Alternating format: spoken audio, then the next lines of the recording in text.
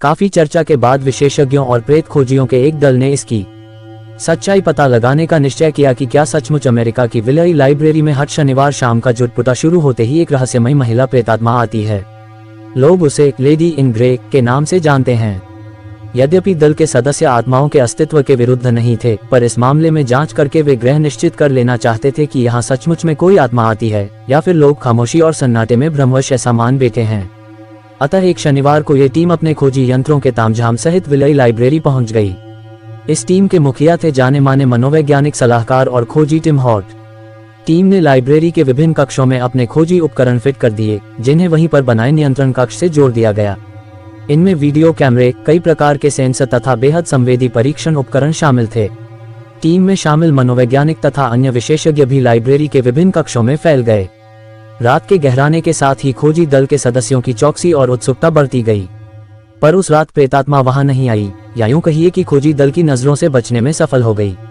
हाँ, कई खोजी उपकरणों ने इमारत में किसी आत्मा की मौजूदगी के संकेत जरूर दिए। टीम के कुछ सदस्यों को भी वहां आत्मा होने की अनुभूति हुई। एक साहब ने तो यहाँ तक कहा कि शाम को उसने एक छाया को वहां देखा था।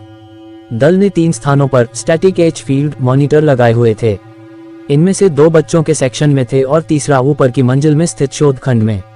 सभी का रुख उत्तर को तरफ था।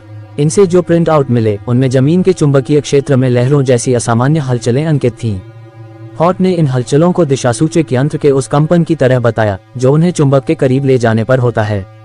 यूं इस प्रकार की असामान्य हलचलों के अनेक भौतिक कारण गिनाए जा सकते हैं, लेकिन हॉट इन्हीं असामान्य संकेतों को आत्मा की उपस्थिति का प्रमाण मानते हैं। वे कहते हैं, यही तो प्रमाण है, हम इसी की खोज में तो लगे हैं। कुछ प्रिंट आउटों में मामूली तो कुछ में बिल्कुल भी हलचल नहीं थी। हॉट का मानना है कि यह सभी इस बात की ओर संकेत करते हैं कि लाइब्रेरी में कुछ असामान्य हो रहा है। मॉनिटरों से प्राप्त इन प्रिंट आउटों के अलावा विभिन्न स्थानों पर जो सेंसर लगाए गए थे उनसे भी लाइब्रेरी में किसी अनजान छाया की मौजूदगी का आभास हुआ। विशेषज्ञ मानते हैं कि वहां कोई तीसरी आंख भी थी जो उन सब पर नजर रखे हुए थी। इसके अलावा विभिन्न सेंसरों के जरिए अवरक्त, पराबैंगनी, गतिमान तथा चुंबकीय क्षेत्रों में असामान्य हलचलों के संकेत मिले।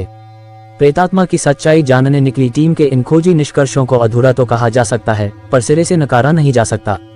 और टीम लीडर हॉट का भी यही मानना है। फिलहाल मैं यही कह सकता हूं कि इस इमारत में आत्मा का निवास है।